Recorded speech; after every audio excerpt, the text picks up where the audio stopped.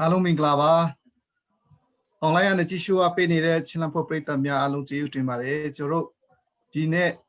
online ကနေတွေ့ဆုံဆွေးနွေးဖို့စီစဉ်ထားတာကတော့ချင်းပြည်နယ်ရွက်ကိုပွဲကော်မရှင်အဖွဲ့ခွဲရဲ့အတွင်းမှုဖြစ်တဲ့ဦးလင်းကျော်ပဲဖြစ်ပါတယ်ကျွန်တော်တို့2020ရွက်ကိုပွဲအတွက်ပထမစန္ဒမေးစင်ကထချင်းကိုအရင်လဇူလိုင်လ25ကနေစပြီးတော့လောက်ဖြစ်ခဲ့ပြီးဖြစ်ပါတယ်ဒီမနေ့ပြန်အောက်တိုဘာ1ရက်ကနေ14ရက်အထိကိုဒုတိယအကြိမ်နောက်ဆုံးအနေနဲ့ missing ပြန်ကပ်သွားမှာဖြစ်ပါတယ်အဲ့ဒီကိစ္စနဲ့ပတ်သက်ပြီးတော့missing ကထားခြင်းနဲ့ပတ်သက်ပြီးတော့မေးစရာလေးဒီရွက်ကုတ်ပွေးဆိုင်ရာတည်ထိုက်တဲ့မေးခွန်းလေးတွေကိုကျွန်တော်ဒီရနေပြီးတော့မေးမြန်းတော့မှာဖြစ်ပါတယ်အခုလိုအချင်းပေးတဲ့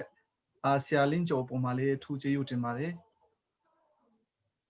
ပထမအဦးဆုံးအနေနဲ့ဒီ2020ရွေးကောက်ပွဲအတွက်မနေ့ပြန်ကတ်ထားမဲ့မေးစင်းကတော့ကျူပြီးတော့တည်ထားပြီးသားဖြစ်လိမ့်မယ်အဲ့ဒီအပေါ်မှာဘယ်လောက်ထိမေးစင်းဘယ်လောက်ရှိလဲဆိုတဲ့ဟာလေးကိုရင်ပြောပြပါအောင်အဲ့ဒီအချိန်မှာမတန်ဆွမ်းတွေရောဒီလူငယ်တွေရောခွေးထားတာလေးဒီရှိရင်လေတခါလေးပြောစီချင်ပါတယ်ပြီးပထမဆုံးမေးပေးမဲ့ပထမအကြိမ်မေးပေးမဲ့တူဒီစင်းရောဟုတ်ကဲ့ကျေးဇူးတင်ပါတယ်ကျွန်တော်ချင်းပြည်နယ်ရွေးကောက်ပွဲကော်မရှင်ဖွဲ့ခွဲအတွင်းမှုဦးလင်းကျော်ဖြစ်ပါတယ်ဗျကျွန်တော်တို့ဒုတိယကြိမ်နဲ့နောက်ဆုံးကြိမ်ကတ်ထားကြေညာပေးမဲ့မဲဆန္ဒရှင်စင်းကိုအောက်တိုဘာ1ရက်နေ့မနက်ဖြန်မှာမြို့နယ်အသီးသီးမှာကတ်ထားကြေညာမှာဖြစ်ပါတယ်မြို့နယ်အသီးသီးကတ်ထားကြေညာတဲ့အခါမှာတော့သက်ဆိုင်ရာရက်ကွက်ကြေးရွာအုပ်စုနဲ့ကြေးရွာတွေမှာကျွန်တော်တို့ကတ်ထားကြေညာပေးမှာဖြစ်ပါတယ်ကတ်ထားကြေညာနိုင်ဖို့အတွက်ကိုလည်းသက်ဆိုင်ရာရက်ကွက်နဲ့ကြေးရွာအုပ်စုရွေးကောက်ပွဲကော်မရှင်ဖွဲ့ခွဲအသီးသီးကိုကျွန်တော်မဲစင်းပုံစံ1တွေကိုထုတ်ပေးပြီးဖြစ်တယ်လို့ပဲပုံစံနေနဲ့မပါလို့ပြန်လျှောက်ကြမဲ့ပုံစံ3နဲ့လျှောက်မဲ့မဲဆန္ဒရှင်တွေနောက်အချက်လက်တွေမှားလို့ပြန်လည်ပြီးတော့ဖြစ်ဆက်ဖို့အတွက်လျှောက်ထားကြမဲ့မဲဆန္ဒရှင်တွေနောက်အချက်လက်တွေမှားယွင်းလို့ဆိုပြီးပြင်ဆင်ကြမဲ့မဲဆန္ဒရှင်တွေအတွက်ကိုလည်းပုံစံ3နေပုံစံ4ကငယ်များကိုကျွန်တော်တို့ရက်ကွက်နဲ့ကြေးရွာအုပ်စုရွေးကောက်ပွဲကော်မရှင်ဖွဲ့ခွဲအသီးသီးကိုဖြန့်ဝေပြီးဖြစ်ပါတယ်။နောက်ပြန်ကျွန်တော်တို့အောက်တိုဘာ1ရက်နေ့မနက်8နာရီကနေစပြီးတော့ရက်ကွက်ကြေးရွာအုပ်စုတွေမှာအသီးသီးမှာကတ်ထားကြေညာပေးတော့မှာဖြစ်ပါတယ်။ကတ်ထားကြေညာမဲ့မဲဆန္ဒရှင်စင်းအရေးတော့ကတော့စုစုပေါင်းကျွန်တော်တပြည်နယ်လုံးမှာ3,300,1698ဦး3,300,1698ဦးကိုကျွန်တော်တို့ပြုစုရရှိပြီးဖြစ်ပါတယ်။ဒီပြုစုရရှိတဲ့စင်းရင်ကတော့ပထမကြိမ်မဲစင်းကိုကျွန်တော်21ရက်ကြာကတ်ထားကြေညာတဲ့အခါမှာတော့ပထမကြိမ်မဲစင်းက3,402,139ဦးရှိပါတယ်။အဲ့ထက်မှာပုံစံ3နဲ့အမည်စင်းမပါလို့ရှောက်ထားတဲ့မဲဆန္ဒရှင်တွေရှိတယ်လို့ပဲကျွန်တော်တို့ချင်းပြည်နယ်အတွင်းမှာမြို့နယ်အသီးသီးမှာတိမ်တက်ဆင်းစနစ်နဲ့ပြန်လည်စီစစ်တဲ့လုပ်ငန်းတွေကိုလည်းအုပ်ချုပ်ရေးဖွဲ့စည်းတွေနဲ့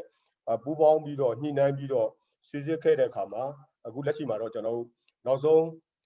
ဒုတိယအကြိမ်နဲ့နောက်ဆုံးအကြိမ်ကတ်ထားကြေညာမဲ့မဲစင်းကတော့3,300,1,698ဦးရှိပါတယ်။ဒီ3,300,1,698ဦးထဲမှာမတန်ဆွမ်းမဲဆန္ဒရှင်ဒီ2,900နဲ့မှ39ဦးပါဝင်တာကိုလည်းကျွန်တော်တို့စီစစ်တွေ့ရှိရပါတယ်။ဒီမဲစင်းထဲမှာပဲပထမအကြိမ်မဲပေးမဲ့လူငယ်တွေလည်းပါဝင်ပါတယ်။ပထမအကြိမ်မဲပေးမဲ့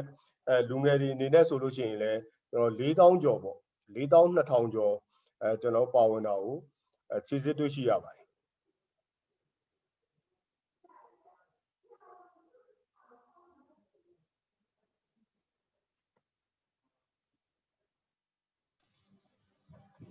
ဟုတ်ကျေးဇူးပါဆရာအခုနဒီမတန်ဆွမ်းဖက်နည်းနည်းပြန်မေးချင်တာပေါ့နော်ဒီ2020အတွက်ရောမတန်ဆွမ်းဒီ မေးပေးနိုင်အောင်ဘလို့ပုံစံနဲ့စီစဉ်ပေးထားတယ်ဆိုတာသိချင်ပါတယ် ဟုတ်ကဲ့ကျွန်တော်တို့ဒီ2020ရွေးကောက်ပွဲအတွက်ကိုတော့မတန်ဆွမ်းမဲဆန္ဒရှင်တွေမဲပေးနိုင်မှုအတွက်ကိုကျွန်တော်တို့စတင်ပြီးတော့လူဦးရေစင်းတွေမဲစင်းတွေအခြေခံမဲစင်းတွေမပြုစုခင်မှာအိမ်တော်စုလူဦးရေစင်းတွေကျွန်တော်တို့ကောက်ယူတဲ့အချိန်မှာစပြီးတော့ပဲမတန်ဆွမ်းမဲဆန္ဒရှင်တွေကမတန်ဆွမ်းအမျိုးအစား၄မျိုးထဲမှာပဲအမျိုးအစားထဲမှာပါဝင်နေလဲဆိုတဲ့ဟာကိုမှတ်ချက်ပြုပြီးတော့ကျွန်တော်စတင်ပြီးတော့ကောက်ယူပါတယ်ကောက်ယူလိုက်တဲ့အခါမှာတော့မတန်ဆွမ်းမဲဆန္ဒရှင်တွေပဲမဲရုံမှာတော့ပဲမျိုးစားလိုက်ရှိနေတယ်ဆိုတဲ့ဟာကိုကျွန်တော်တို့အခုထင်ထင်ရှားရှားနဲ့စီရင်ပြုစုပြီးဖြစ်ပါတယ်ဒီမတန်ဆွမ်းမဲဆန္ဒရှင်တွေအတွက်ကိုတော့တာမန်မဲဆန္ဒရှင်တွေလိုပဲကျွန်တော်တို့မဲရုံမှာပေါ့နိုဝင်ဘာ10ရက်နေ့မှာမဲရုံမှာလာပေးနိုင်မှုအတွက်ကိုကျွန်တော်တို့ချင်းပြည်နယ်တပြည်နယ်လုံးမှာတော့စံပြုမဲရုံပေါ့စံပြုမဲရုံကို38ရုံရာထားပါတယ်အဲ38ရုံမှာတော့စံပြုမတန်ဆွမ်းမဲဆန္ဒရှင်တွေလာရောက်ပြီးတော့မဲတဲ့အခါမှာလွယ်လွယ်ကူဝင်ထွက်သွားလာနိုင်ဖို့အတွက်ကိုရည်ရွယ်ပြီးတော့38ရုံတော့စံပြုမဲရုံနေနဲ့ကျွန်တော်တို့ပြင်ဆင်ပေးသွားမှာဖြစ်တယ်အခြားမဲရုံတွေမှာတော့မပြင်ဘူးလားဆိုတော့လေအခြားမဲရုံတွေမှာလည်းမတန်ဆွမ်းမဲဆန္ဒရှင်တွေပါဝင်တဲ့မဲရုံတွေမှာဆိုလို့ရှိရင်လည်းကျွန်တော်တို့ရရှိတဲ့အကူအညီတွေပံ့ပိုးကူညီမှုတွေပူးပေါင်းဆောင်ရွက်မှုတွေအခြေအနေပေါ်မူတည်ပြီးတော့ကျွန်တော်ဒီကျန်တဲ့မဲရုံတွေမှာလည်းမတန်ဆွမ်းမဲဆန္ဒရှင်တွေအတွက်ကိုစီစဉ်ဆောင်ပေးသွားမှာဖြစ်ပါတယ်တာမန်အပြင်ကတော့ကျွန်တော်တို့နှစ်ထပ်ရှိတဲ့အကြောင်းဆောင်တွေကိုလုံးဝမသုံးပါဘူး။ဘာကြောင့်လဲဆိုတော့တာမန်မဲဆန္ဒရှင်တွေမှာလည်းအချိန်တိုအတွင်းမှာအထီးကအရှနာတွေများတကယ်လို့များချီကောင်းချီလို့နှစ်ထပ်အကြောင်းဆောင်တွေကိုမသွားနိုင်တာတို့အတက်ရွယ်ကြီးရင်လို့နှစ်ထပ်အကြောင်းဆောင်တွေမတက်နိုင်တာတို့ဒီလိုအခြေအနေမျိုးတွေလည်းရှိကောင်းရှိနိုင်တာဖြစ်တဲ့အတွက်ကြောင့်ကျွန်တော်တို့မဲရုံတွေပြင်ဆင်တဲ့အခါမှာတော့စာတင်ကျောင်းတွေမှာပြင်ဆင်တဲ့အခါမှာကျွန်တော်တို့တစ်ထပ်အောက်ထပ်တွေကိုပဲအသုံးပြုထားတာရှိပါတယ်။နောက်ကျွန်တော်တို့ဒီမတန်ဆွမ်းမဲဆန္ဒရှင်တွေအတွက်ကိုတော့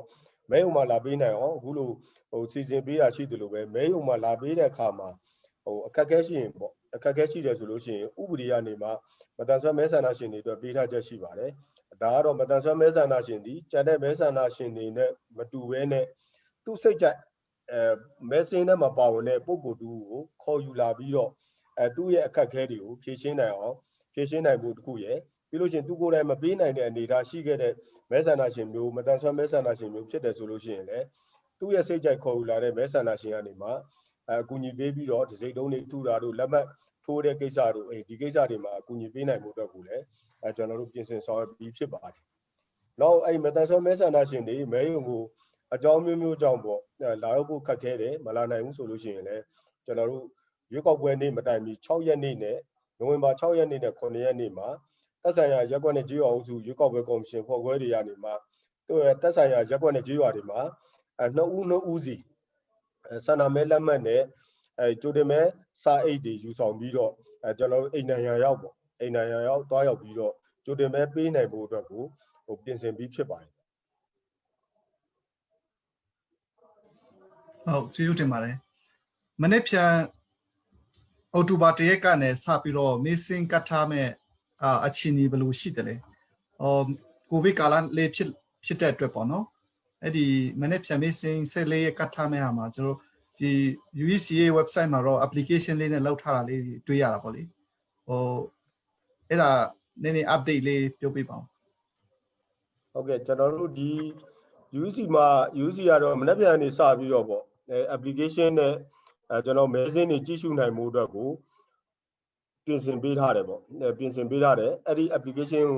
ုရယူပြီးတာနဲ့ကိုယ်မဲစင်းအမှတ်စဉ်ဘယ်လောက်လဲကိုမိသားစုတွေဘယ်လောက်လဲကိုယ့်ရဲ့ဆွေမျိုးသားချင်းတွေကိုယ့်ရဲ့ဘေးပတ်ဝန်းကျင်မှာရှိတဲ့မဲဆန္ဒရှင်တွေ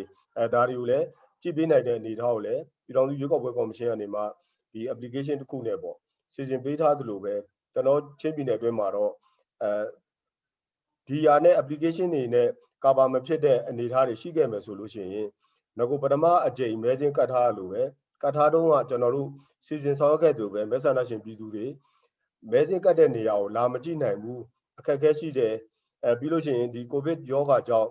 စိုးရိမ်မှုရှိလို့မလာဖို့အတွက်ကိုစိတ်ဆန္ဒမရှိခဲ့ဘူးဆိုလို့ရှိရင်လည်းကျွန်တော်တက်ဆိုင်ရာမြို့နယ်ရွေးကောက်ပွဲကော်မရှင်ဖွဲ့ခွဲရုံးတွေမှာကောစင်တာတွေကိုပထမအကြိမ်မဲစင်းတုန်းကလိုပဲဖွင့်လှစ်ထားရှိပါတယ်ကောစင်တာဖုန်းနံပါတ်တွေကိုခေါ်ဆိုပြီးတော့မဲစင်းပါကြည့်ရှုနိုင်တယ်နောက်တစ်ခုကလုံးဝမလာနိုင်ဘူးပေါ့လုံးဝမလာနိုင်ဘူး ကိုကလည်းမဲစင်းထဲမှာမပါဘူးလို့ကောဆန္ဒကနေမှတိလိုက်ပြီဆိုလို့ရှိရင်ရက်ကြီးရွေးကောက်ရက်ကွက်နဲ့ကျွေးအောင်စုရွေးကောက်ပွဲကော်မရှင်ဖွဲ့ခွဲရုံးနေမှာကိုနာမည်စင်းမပါလို့အချက်လက်မှားနေလို့မပါတဲ့လူတွေပါနေလို့ဆိုပြီးတော့ပုံစံတွေသုံးကျင်လို့ဆိုလို့ရှိရင်တော့သက်ဆိုင်ရာရက်ကွက်နဲ့ကျွေးအောင်စုတွေရွေးကောက်ပွဲကော်မရှင်ဖွဲ့ခွဲရုံးနေမှာကျွန်တော်တို့အခမဲ့ရယူနိုင်ပါတယ်ထပ်ဆင့်ပြီးတော့လည်းအဲ့လိုတွားရောက်ဖို့အတွက်အလွန်တရာမှအခက်အခဲဖြစ်နေသေးတယ်ပေါ့ဖြစ်နေသေးတဲ့မဲဆန္ဒရှင်များရှိတယ်ဆိုလို့ရှိရင်လည်းကျွန်တော်ဒီမြို့နယ်တည်တည်မှာ Viber ပေါ့ Viber နံပါတ်တွေကိုကျွန်တော်ထပ်ဆင့်ပြီးတော့ရေခင်လည်းကြီးညာခဲ့တယ်ထပ်ဆင့်ပြီးတော့လည်းကြီးညာပြီးတော့မှာဖြစ်ပါတယ်ဒီ Viber နံပါတ်တွေကနေမှတစ်ဆင့်ပုံစံ3လို့ခြင်းလို့ပုံစံ3 4ကငယ်တွေကျွန်တော်တင်ထားပြီးမှဖြစ်တယ်တောင်းခံလာလို့ရှိရင်လည်းပြန်လည်ပြီးတော့ပို့ဆောင်ပေးမှာဖြစ်တယ်အဲ့တော့3 4ကငယ်တွေကိုရပြီးတော့မှရက်ကြီးရက်ကွက်နဲ့ကျွေးအောင်သူရွေးကောက်ပွဲကော်မရှင်ဖွဲ့ခွဲရုံးတွေတွားရောက်အနှံမှုအတွက်ထပ်ပြီးတော့ခက်ခဲဖြစ်နေတဲ့မဲဆန္ဒရှင်တွေဆိုလို့ရှိရင်လည်းအဲ့ Viber ကနေတစ်ဆင့်ပေးပို့လို့ရပါတယ်ဒီ Viber ကနေမှကျွန်တော် print ထုတ်ပြီးရတယ်သက်ဆိုင်ရာရက်ကွက်နဲ့ကြေးရွာအုပ်စုရွေးကောက်ပွဲကော်မရှင်တွေကိုမြို့နယ်ရွေးကောက်ပွဲကော်မရှင်ကနေမှဆက်လက်ပြီးတော့ပေးပို့ဖို့အတွက်ကိုစီမံဆောင်ရွက်ထားပါတယ်ဒါတွေကတော့မဲဆန္ဒရှင်ပြည်သူတွေကျွန်တော်ဒီကာလအတွင်းမှာပေါ့ဒီကာလအတွင်းမှာအပြင်ထွက်ဖို့အတွက်ခက်ခဲဖြစ်နေတယ်တွာလာဖို့အတွက်လိုအပ်ချက်တွေဖြစ်နေတယ်ဆိုလို့ရှိရင်တော့ကျွန်တော်ဒီသက်ဆိုင်ရာမြို့နယ်ရွေးကောက်ပွဲကော်မရှင်ဖွဲ့ခွဲတွေနဲ့ရကြီးရွေးကောက်ပွဲကော်မရှင်ဖွဲ့ခွဲတွေဟာခုနနီလန်းတွေနဲ့ကောစန္ဒာနီလန်းတစ်ခုရှိတယ်Viber နဲ့ပို့လို့ရတဲ့ပုံစံတွေကိုရယူမဲ့နီလန်းရှိတယ်ပုံစံတွေကိုပဲဖြည့်ဆွတ်ပြီးတော့ Viber နဲ့ပေးပို့နိုင်တဲ့နီလန်းတွေကိုလည်းကျွန်တော်တို့အသုံးပြုဆောင်ပေးသွားမှာဖြစ်ပါတယ်ဗျတချို့အတွက်ကတော့ in ထောင်စုစီရင်ဒီမှတ်ပုံတင်မိတူတွေကတ်ပေးထားရမှာဆိုတော့လေတချို့လူတွေကအဲ့လိုမျိုးလောက်ဖို့နည်းနည်းအခက်အခဲတွေလည်းရှိလို့မလောက်တဲ့လူလည်းရှိတချို့ကရှိတာပေါ့ဆိုတော့ရှိနိုင်တဲ့ဟာဒီများတော့အဲ့ဒါဒီကိစ္စနဲ့ဘယ်လိုလုပ်မလဲကျွန်တော်တို့မဲစင်းစီစစ်တဲ့အခါမှာတော့ပုံစံ3နဲ့လျှောက်လာတဲ့လူပေါ့3နဲ့လျှောက်လာတဲ့လူပဲဖြစ်ဖြစ်ပုံစံ3ကကြီးပေါ့အခြားဒေသအနေမှာပြောင်းရွှေ့ရောက်ရှိလာလို့မဲစင်းနဲ့မပါလို့သူကရက်ပေါင်း90လဲနေထိုင်ပြီးပြီဆိုလို့ရှိရင်ဒီပုဂ္ဂိုလ်မျိုးကမဲစင်းနဲ့မပါဖို့အတွက်လျှောက်တော့မယ်ဆိုလို့ရှိရင်တော့နိုင်ငံသားဟုတ်မဟုတ်ကိုကျွန်တော်တို့ကမဖြစ်မနေစီစစ်ပေးရပါတယ်နိုင်ငံသားဟုတ်မဟုတ်စီစစ်ဖို့အတွက်ကတော့အဓိကတော့မှတ်ပုံတင်ဖြစ်ပါတယ်ဗျမှတ်ပုံတင်မိတ္တူကိုတော့တွဲပေးဖို့လိုအပ်မှာဖြစ်တယ်သို့တော့အချို့ဒီမှတ်ပုံတင်ပျောက်နေတာတို့ရှာလို့မရတာတို့သူတို့မိတ္တူကူဖို့အတွက်အခက်အခဲရှိတာတို့ဒီလိုမျိုးရှိတယ်ဆိုလို့ရှိရင်တော့ကျွန်တော်တို့တက်ဆိုင်ရာရက်ကွက်အုပ်ချုပ်ရေးမှုရုံးမှာရက်ကွက်အုပ်ချုပ်ရေးမှုရဲ့ထောက်ခံချက်အမှန်တကယ်နေထိုင်ပါတယ်အမှန်တကယ်နေထိုင်ကြောင်းထောက်ခံချက်ကိုပူးတွဲပြီးတော့တင်ပြမယ်ဆိုလို့ရှိရင်တော့ကျွန်တော်မဲစင်းထဲမှာပြန်လည်ပြီးတော့ဖြည့်သွင်းနိုင်တဲ့အထောက်အထားတစ်ခုရရှိမှာဖြစ်ပါတယ်ဗျအဲ့အတွက်ကြောင့်မဲလက်ပုံစံ3နဲ့လျှောက်တဲ့လူပဲဖြစ်ဖြစ်3ကကြီးရက်ပေါင်း90ပြည့်လို့အခြားဒေသနေပြောင်းရွှေ့ရောက်ရှိလာလို့ဒီမှာပဲမဲစင်းမဲပေးတော့မယ်မဲစင်းထဲမှာထည့်ပေးပါဆိုပြီးလျှောက်ထားတဲ့မဲဆန္ဒရှင်တွေပဲဖြစ်ဖြစ်ကျွန်တော်တို့ကနိုင်ငံသားဟုတ်မှုကိုစီစစ်ရတာဖြစ်တဲ့အတွက်ကြောင့်မှတ်ပုံတင်မိတ္တူကိုဆွဲပြီးတော့ထည့်ပေးဖို့မှတ်ပုံတင်မိတ္တူဆွဲဖို့ခက်ခဲရှိနေရဆိုလို့ရှိရင်တော့သက်ဆိုင်ရာရက်ကွက်အုပ်ချုပ်ရေးမှုရဲ့ထောက်ခံချက်လေးကိုပူးတွဲပြီးတော့တင်ပြပြီးဖို့ဒါလေးတော့လိုအပ်မှာဖြစ်ပါတယ်ဗျမဲပေးခွင့်ရှိတဲ့လူတွေမဲပေးဖို့မဆုံးရှုံးဖို့အတွက်ကျွန်တော်တို့ကဥတည်တယ်လို့ပဲမဲပေးပိုင်ခွင့်မရှိတဲ့လူတွေမဲပေးသွားမယ်ဆိုလို့ရှိရင်လည်းကျွန်တော်တို့နိုင်ငံရောကျွန်တော်မြို့နယ်အတွက်ကိုပါအထိခိုက်လာနိုင်ကြရှိပါတယ်။ဘာလို့ထိခိုက်လာနိုင်လဲဆိုတော့မဲစင်းတွေဖောင်းပွားမယ်မတမာသူတွေရဲ့လုံခြုံမှုတွေမတမာမှုတွေကိုမဲဆန္ဒရှင်တွေပြည်သူတွေဥပဒေအကာအကွယ်မရဘဲနဲ့ဆောင်ရွက်မိမှာဆိုတဲ့အတွက်ကြောင့်ကျွန်တော်အနေနဲ့ကတော့ဥပဒေအကာအကွယ်ပေးနိုင်မှုတော့ကိုရည်ရွယ်ပြီးတော့ဒီအစီအမံလေးကိုဆောင်ရွက်ရခြင်းဖြစ်ပါတယ်ဒီကိုဗစ်ကာလဖြစ်တဲ့အတွက်ပေါ့နော်ဒီ quarantine ဝင်နေတဲ့လူတွေအတွက်ရောပြီးတကယ်လို့များပူးတွေးပြီးတော့အဲ့လိုချင်းတင်ခံရတဲ့လူအတွက်တွေရောမေးထည့်နိုင်ဖို့အတွက်ဘယ်လိုစီစဉ်ဆောင်ရွက်ပေးဖို့စီစဉ်ရှိတယ်ဆိုတော့သိချင်တယ်ဟုတ်ကဲ့ဒီကတော့ဒီကာလမှာတော့အရန်အရေးကြီးပါတယ်ဗျကျွန်တော်တို့ quarantine ဝင်နေတဲ့မဲဆန္ဒရှင်တွေပေါ့မြို့နယ်တိုင်းမှာကျွန်တော် quarantine center တွေရှိပါတယ်quarantine center ထဲမှာရောက်နေတဲ့မဲဆန္ဒရှင်တွေဘယ်မြို့နယ်ကနေမှရောက်နေတဲ့မဲဆန္ဒရှင်လဲကိုယ့်ရဲ့မြို့နယ်ရဲ့ထဲမှာရှိတဲ့မဲဆန္ဒရှင်လားဆိုတဲ့ဟာကိုတော့သိရှိနိုင်မှုတော့ကိုကျွန်တော်တို့ဒီအော်တိုဘာလ10ရက်နေ့ကနေစပြီးတော့ quarantine center ရဲ့အကြီးအကဲတွေပေါ့ quarantine center ကိုကြီးကြပ်နေတဲ့ပုံကိုယ်တွေနဲ့သက်ဆိုင်ရာမြို့နယ်ရွေးကောက်ပွဲကော်မရှင်ဖွဲ့ခွဲတွေကစတင်ပြီးတော့ဆက်သွယ်ဆောင်ရွက်သွားမှာဖြစ်ပါတယ် ဆက်သွယ်ဆောင်ရွက်ပြီးလို့ရှိရင်တော့နှစ်ပိုင်းခွဲပြီးတော့ကျွန်တော်တို့ဆောင်ရွက်ပါမယ်ပထမတစ်ပိုင်းကတော့ကျွန်တော်ဒီမြို့နယ်ရဲ့ quarantine ထဲမှာရောက်နေတဲ့မဲဆန္ဒရှင်ဒီအခြားမြို့နယ်ကနေမှပြီးသွားရင်းနဲ့မှquarantine မဖြစ်မနေဝင်ခဲ့ရတဲ့မဲဆန္ဒရှင်များရှိတယ်ဆိုလို့ရှိရင်သူဒီ quarantine ရက်မပြည့်နိုင်သေးဘူးရွေးကောက်ပွဲနေ့မှာမပြည့်နိုင်သေးထွက်လို့လည်းမရသေးဘူးဆိုတဲ့အနေအထားမျိုးရှိခဲ့ရင်ကျွန်တော်တို့ပုံစံ15ပေါ့ပုံစံ15အသုံးပြုနိုင်အောင်စီစဉ်ဆောင်ရွက်ပေးမှာဖြစ်ပါတယ်ပုံစံ15တွေကို quarantine center အကြီးမှုကျွန်တော်တို့ပေးမယ်ဖြည့်သွင်းမယ်ဖြည့်သွင်းပြီးလို့ရှိရင်သက်ဆိုင်ရာမြို့နယ်ရွေးကောက်ပွဲကော်မရှင်ဖွဲ့ခွဲတွေကိုကျွန်တော်တို့ပေးပို့ပေးမှာဖြစ်ပါတယ်သက်ဆိုင်ရာရွေးကောက်ပွဲကော်မရှင်မြို့နယ်ရွေးကောက်ပွဲကော်မရှင်တွေကနေတဆင့်ဒီပုံစံ15တွေလက်ခံပြီးပြီဆိုတာနဲ့ကျွန်တော်တို့အခုမြို့နယ်ရွေးကောက်ပွဲကော်မရှင်ဖွဲ့ခွဲအသီးသီးမှာကြိုတင်မဲ့လက်မှတ်နဲ့စာရိတ်တွေအစဉ်သင့်ရှိနေပါတယ်ကြိုတင်မဲ့လက်မှတ်နဲ့စာရိတ်တွေကိုငွေတိုက်ထဲကနေမှာပေါ့ငွေတိုက်ထဲကနေထုတ်ပြီးတာနဲ့သက်ဆိုင်ရာမြို့နယ် quarantine center တွေရောက်အောင်တော့ကိုဂျားတွေကနေမှာမြို့နယ်ရွေးကောက်ပွဲကော်မရှင်တွေကနေမှာစီစဉ်ပေးပြီးတော့ပေးပို့ပေးမှာဖြစ်ပါတယ်ဒီလက်မှတ်နဲ့စာရိတ်တွေကိုတော့သူတောင်းဆိုတဲ့မြို့နယ်ရွေးကောက်ပွဲကော်မရှင်ကို quarantine center အကြီးမှုတွေကနေမှာပြန်လည်ပြီးတော့ဒီလက်မှတ်နဲ့စန္ဒမဲပေးပြီးသားကြိုတင်မဲ့လက်မှတ်စာရိတ်တွေကိုတော့ပြန်ပေးပို့ရမှာဖြစ်ပါတယ်ပေးပို့နိုင်ဖို့အတွက်ကိုလည်းလုပ်ငန်းအဆင့်ပြေချောမွေ့နိုင်ဖို့အတွက်ကိုလက်ရှိဒေသမှာရှိတဲ့မြို့နယ်ရွေးကောက်ပွဲကော်မရှင်ဖွဲ့ခွဲတွေနေရနေတယ်ပူးပေါင်းပြီးတော့အဆင်ပြေချောမွေ့အောင်ဆောင်ပေးတော့မှာဖြစ်ပါတယ်ဒါကတော့အခြားမြို့နယ်ကနေမှရောက်ရှိပြီးတော့ quarantine ဝင်နေရတဲ့မဲဆန္ဒရှင်တွေအတွက်ဒီလုပ်ငန်းစဉ်တစ်ခုကိုကျွန်တော်တို့ဆောင်ရွက်ပေးမှာဖြစ်တယ်လို့ပဲဒီ quarantine center ထဲမှာလက်ရှိမူလမြို့နယ်တွေကနေမှအခြားဒေသတစ်ခုကိုတွားရောက်ပြီးတော့ပြန်ဝင်လာတဲ့ဒီဒေသရဲ့ပေါ့ဒီမြို့နယ်ရဲ့မဲဆန္ဒရှင်တွေ quarantine ထဲမှာquarantine center ထဲမှာရှိနေတယ်ရွေးကောက်ပွဲနေ့မှာလည်းသူတို့ကမဲပေးဖို့တော့ကမဖြစ်နိုင်သေးဘူး quarantine center ကနေမှာရက်ကမပြည့်သေးဘူးဆိုလို့ရှိရင်ကျွန်တော်တို့10ရက်ကြိုတင်မဲ10ရက်အတွင်းမှာ29ရက်နေ့ကနေစပြီးတော့ဆောင်ရွက်ပေးရမယ်10ရက်ကြိုတင်မဲအတွင်းမှာquarantine center ထဲမှာရှိတဲ့မဲဆန္ဒရှင်တွေကိုအတွက်ကိုကျွန်တော်တို့ကြိုတင်မဲပေးနိုင်မှုအတွက်ကိုသက်ဆိုင်ရာရက်ကွက်နဲ့ကြေးရွာစုကော်မရှင်ဖွဲ့ခွဲတွေကနေမှာမဲပေးခွင့်မဆုံးရှုံးမှုအတွက်ကို quarantine center ထဲမှာဆောင်ရွက်ပေးတော့မှာဖြစ်ပါတယ်မဲပေးတဲ့လုပ်ငန်းစဉ်တွေကတော့ရွေးကောက်ပွဲကျွန်တော်တို့ကျန်းမာရေးထောက်ကူပြုကော်မတီပေါ့ရွေးကောက်ပွဲဆိုင်ရာကျန်းမာရေးထောက်ကူပြုကော်မတီရဲ့အကြံပြုချက်ပူးပေါင်းဆောင်ရွက်မှုတွေနဲ့အတူ quarantine center ထဲမှာရှိတဲ့မဲဆန္ဒရှင်တွေယောဂဘူးတွေမကူးစက်ရလေအောင်သူတို့ရှိမှလည်းဆေးစစ်နေတဲ့ကာလကျွန်တော်တို့တွေးစစ်နေတဲ့ကာလတွေဖြစ်နေသေးတာရှိတဲ့အတွက်ကြောင့်သူဆေးစစ်တဲ့ကာလအတွင်းဖြစ်နေသေးတဲ့အတွက်ကြောင့်သူတို့ရှိရယောဂဘူးတွေလည်းအပြင်ကိုပြန့်နှံ့ပြီးတော့မ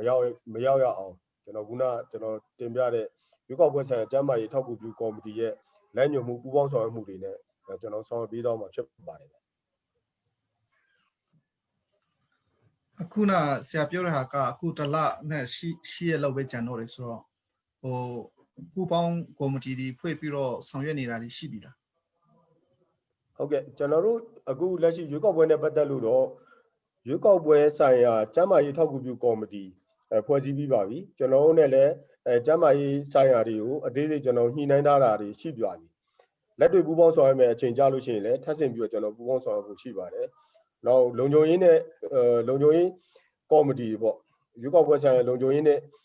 စီမံခန့်ခွဲမှုကော်မတီလည်းဖွဲ့ပြီးပါပြီဒီကော်မတီတွေနဲ့လည်းလိုအပ်လို့ရှိရင်ကျန်းမာရေးထောက်ကူပြုကော်မတီရဲ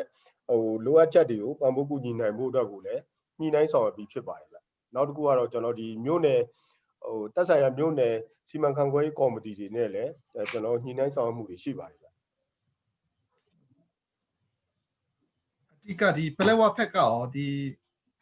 စစ်ဘေးရှောင် IDP ခက်မှာရှိတဲ့လူတွေရောဒီကိုဗစ်ကြောင့်ပဲဖြစ်ပေါ့နော်ဒီပလက်ဝဖက်ကိုအခြေအနေဘယ်လိုရှိတယ်ဟုတ်ကဲ့ကျွန်တော်တို့ပလက်ဝမြို့နယ်တမြို့နယ်လုံးပေါ့မဲဆန္ဒနယ်1ကော2ကောရွေးကောက်ပွဲကျင်းပနိုင်မှုအတွက်ကတော့အခြေကျွန်တော်တွေ့ဆုံပွဲတွေမှာကျွန်တော်တင်ပြခဲ့လို့ပဲပေါ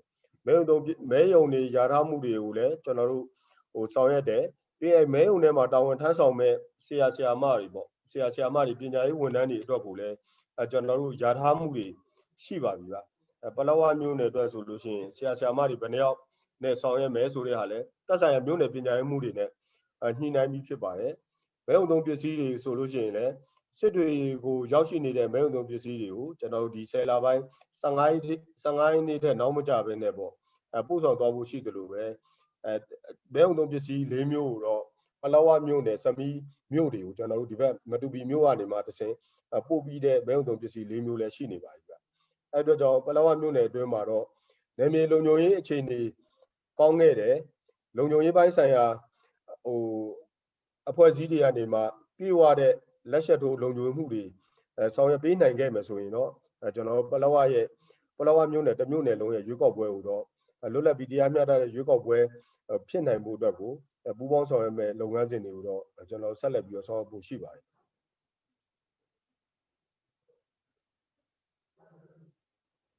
အဲ့တော့ဆရာတို့အနေနဲ့ plan B ဟိုဟာတကယ်လို့များဒီလုံခြုံရေးအခြေအနေကြောင့်ပေါ့နော်ထိုးခုများဖြစ်ခဲ့ရင်ဆိုတော့ plan B များထားပြီးသားများရှိလားဟုတ်ကဲ့လုံခြုံရေးအခြေအနေတစ်ခုကြောင့်ပေါ့ကျွန်တော်တို့တစ်မြို့နယ်လုံးမလုံနိုင်ခဲ့ဘူးအုပ်စုတွေမလုံနိုင်တဲ့အုပ်စုတွေရှိသလိုလုံနိုင်တဲ့ရက်ကွက်နဲ့အုပ်စုတွေလည်းပေါ်လာမှာဖြစ်ပါတယ်ကျွန်တော်ဒီ10 လပိုင်းပထမဘက်ဒုတိယဘက်အတွင်းမှာပေါ့ပေါ်လာခဲ့လို့ကျွန်တော်တို့ရွေးကောက်ပွဲလုပ်ငန်းစဉ်တွေအတွက်ကိုဆိုရင်တော့ကျွန်တော်တို့လုပ်ရမယ့်လုပ်ငန်းစဉ်ကမဲရုံသုံးပစ္စည်းတွေကိုတက်ဆိုင်ရာမဲရုံတွေအရောက်ပို့ဖို့တစ်ခုရှိမယ်ပြီးလို့ရှိရင်ရက်ကွက်နဲ့ကြေးရွာအုပ်စုကကော်မရှင်ဖွဲ့ခွဲတွေကိုတင်နန်းပေးဖို့တွေရှိမယ်ပြီးလို့ရှိရင်မဲရုံအဖွဲ့ဝင်တွေအားလုံးကိုကျွန်တော်တင်နန်းပေးဖို့တွေရှိမယ်နောက်ဆုံးကတော့ရွေးကောက်ပွဲနေ့ရက်မှာမဲရုံသုံးပစ္စည်းတွေပို့မဲ့အစီအစဉ်ရှိမယ်ဒီမဲရုံသုံးပစ္စည်းတွေကိုပြန်လည်ပြီးတော့တက်ဆိုင်ရာမြို့နယ်ရွေးကောက်ပွဲကော်မရှင်ဖွဲ့ခွဲကိုပြန်လည်အနှံမဲ့အစီအစဉ်တွေရှိတယ်ပေါ့အဲ့လိုရှိတဲ့အတွက်ကြောင့်ကျွန်တော်တို့ကတော့မဲဆန္ဒနယ်1အပိုင်းဆိုလို့ရှိရင်တော့ကျွန်တော်တို့လုပ်ရမယ့်အပိုင်းတွေရှိတယ်ပေါ့လုံခြုံရေးပိုင်းဆိုင်ရာနဲ့ဆက်တာဖြစ်တဲ့အတွက်ကြောင့်ကျွန်တော်တို့လုပ်ငန်းစဉ်ကတော့ပလောဝအနေပဲထိုင်ပြီးတော့လုပ်ရမယ့်လုပ်ငန်းစဉ်တွေကိုတချို့နေရာတွေမှာမတွေ့ရဘူးစမီးမှာထိုင်ပြီးတော့လုပ်ရမယ့်လုပ်ငန်းစဉ်ရှိတယ်ပြီးလို့ရှိရင်ကျွန်တော်လိုင်လင်းဘီဘက်ကနေမှတစ်ဆင့်တက်ပြီးတော့မှအိန္ဒိယနယ်စပ်ဘက်ချမ်းမှာရှိတဲ့အုပ်စုတွေအများစုရှိပါတယ်အိန္ဒိယနယ်စပ်ဘက်ချမ်းမှာရှိတဲ့အုပ်စုတွေအတွက်ကိုလည်းလိုင်လင်းဘီဘက်ကနေမှဝင်ပြီးတော့မှကျွန်တော်ပစ္စည်းတွေပို့မဲ့ကိစ္စတွေပြီးရင်တင်နန်းပေးမဲ့ကိစ္စတွေပစ္စည်းတွေပြန်ပို့မဲ့ကိစ္စတွေဒီကိစ္စတွေကိုတော့ကျွန်တော်ဆက်လက်ပြီးတော့ပေါ့အစီအမံတစ်ခုအနေနဲ့ပေါ့ဆောင်တော့မှာဖြစ်ပါတယ်ဒါကတော့တမျိုးနယ်လုံးမလုံနိုင်ခဲ့ဘူးလုံနိုင်တဲ့အုပ်စုတွေပဲလုံခွင့်ရခဲ့မယ်ပေါ့နော်လုံခွင့်ရခဲ့မယ်ဆိုလို့ရှိရင်တော့ကျွန်တော်တို့ plan တွေတော့ဆွဲထားပြီးဖြစ်ပါတယ်အသေးစိတ်ကြတော့လုံခြုံရေးအခြေအနေတစ်ခုကြောင့်ကျွန်တော်အနေနဲ့ဖြေကြားဖို့တော့ခက်ခဲပါတယ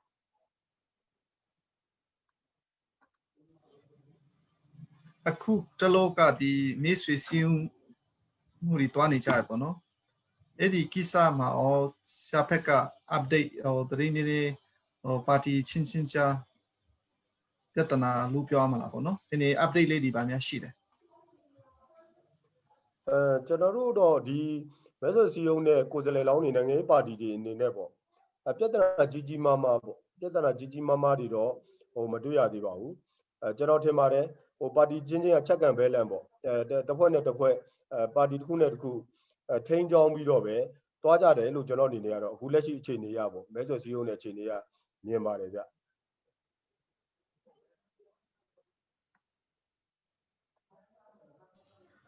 ျအခုကဒီရွေးကောက်ပွဲဆောင်ကြည်အဖွဲ့ကချင်းပြည်မှာဘယ်လောက်ရှိပြီလဲပေါ့နော်ချင်းပြည်နယ်အတွက်ကို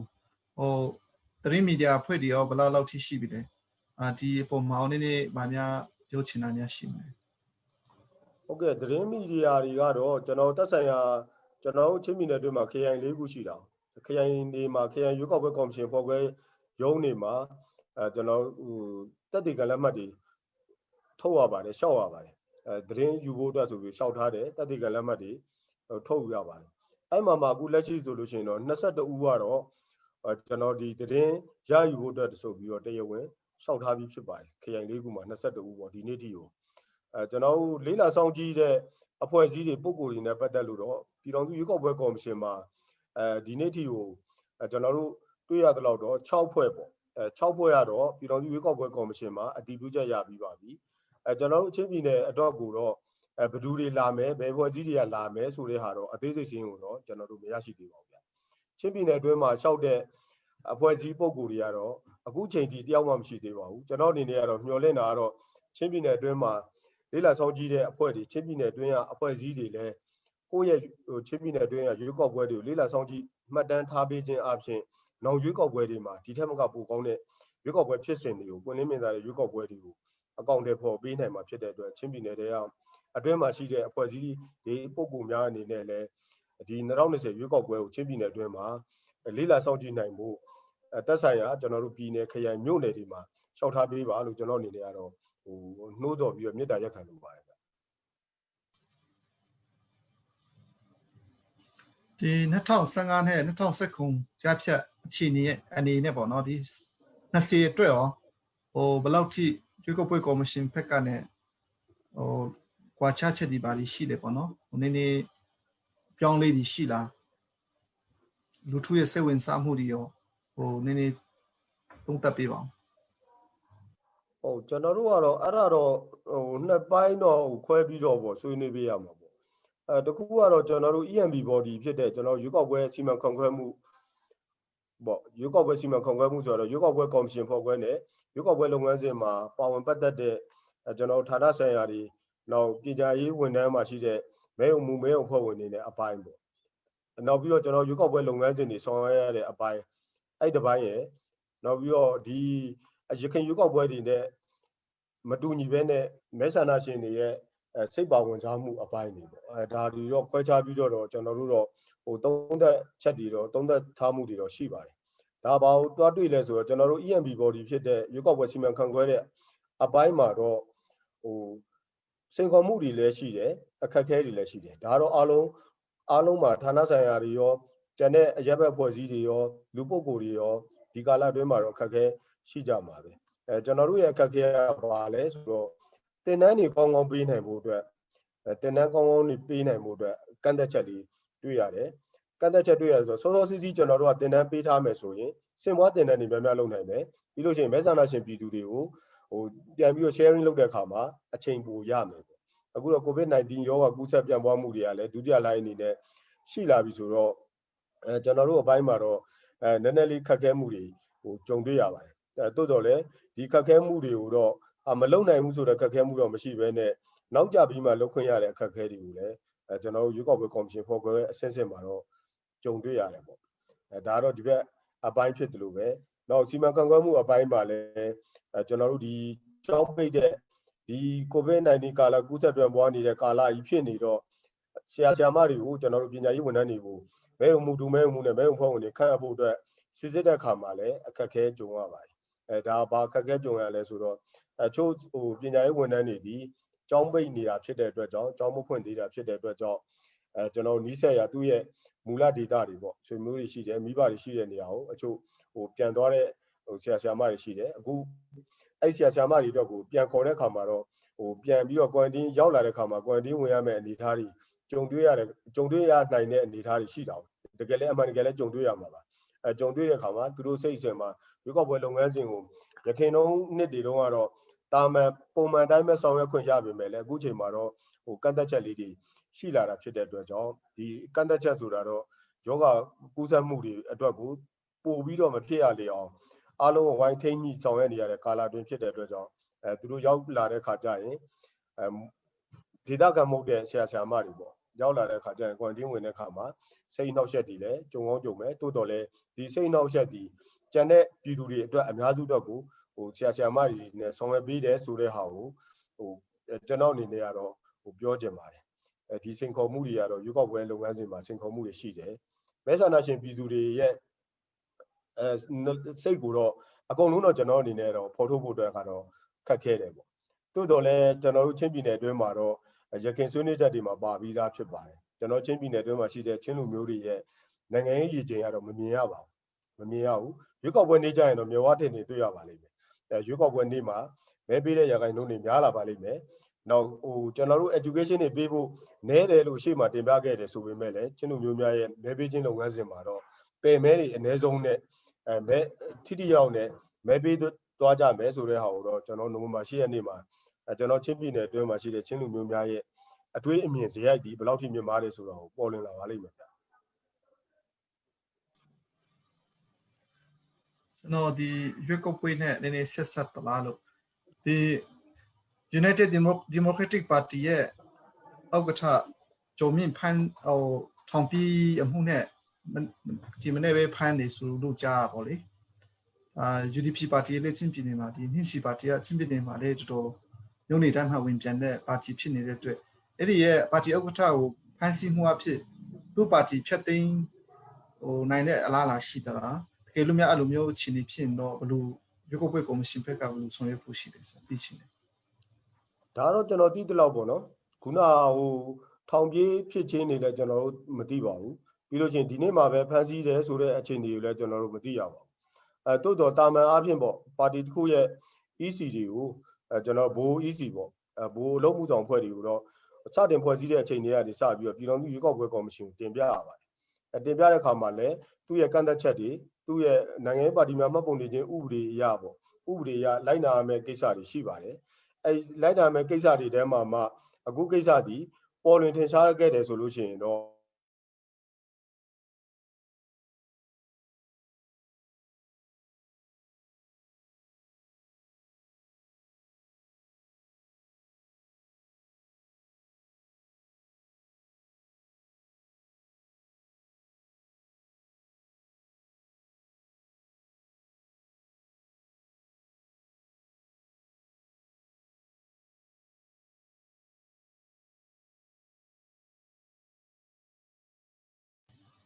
ဟုတ်လားကြားရလားဆရာ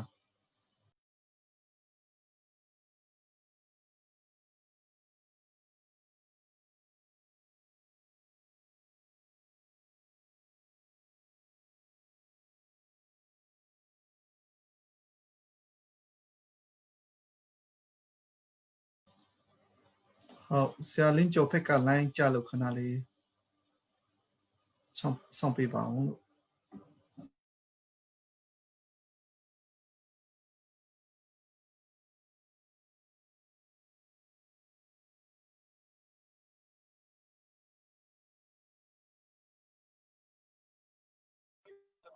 ဟုတ်ကဲ့ပါဗျာဟုတ်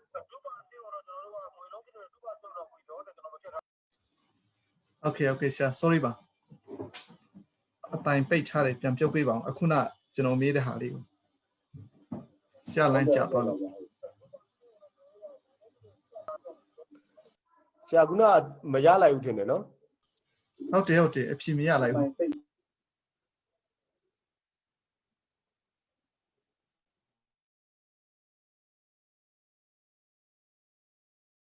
ဟုတ်ပြီ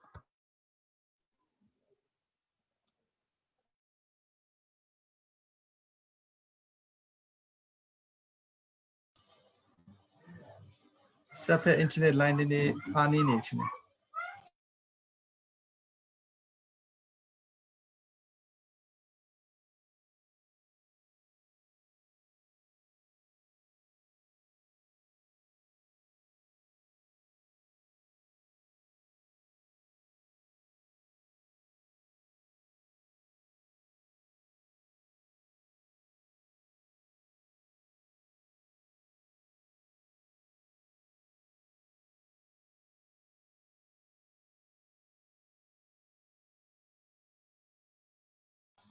online နဲ့ကြည့်ရှုနေတဲ့ပရိသတ်များမေးချင်တဲ့မေးခွန်းများရှိရင်တော့ comment မှာမေးလို့ရပါတယ်လို့တရားနဲ့ပြောချင်ပါတယ်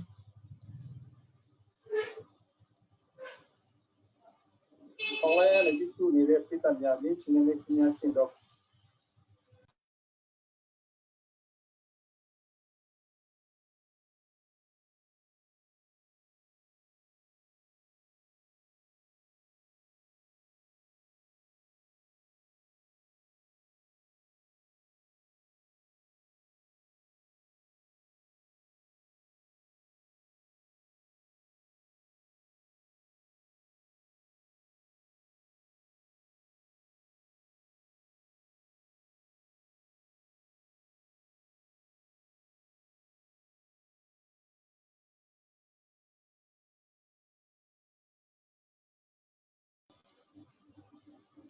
ခုနကျွန်တော်မေးနေတဲ့မေးခွန်းကတော့ဒီ NC ပါတီလို့ခေါ်တဲ့ United Democratic Party ရဲ့အောက်ကထားဖြစ်တဲ့ဦးကျော်မင်းကဒီမနေ့မှာပဲဒီထောင်ပြီးတဲ့မှုနဲ့အဖိုင်းခံရထိသိမ်းခံရပါတယ်အဲ့ဒီကိစ္စနဲ့ပတ်သက်ပြီးတော့ကျွန်တော်ကမေးနေတာဖြစ်ပါတယ်